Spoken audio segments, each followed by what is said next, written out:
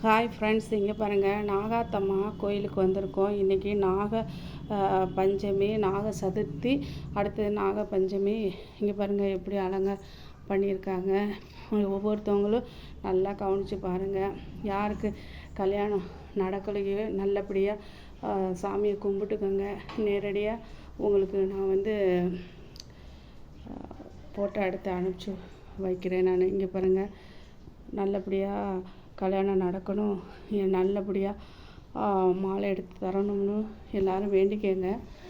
இங்கே கோயிலுக்கு வராதவங்க கூட நல்லபடியாக வேண்டிக்கங்க ஃப்ரெண்ட்ஸ்.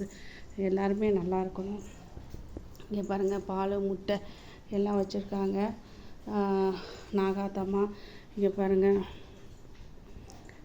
ஆமாம், இங்கே நேச்சுரலாகவே இது இருந்த சாமி. இது சக்தி உள்ள என்ன வேண்டிக்கிட்டாலும் இது நடக்கும்.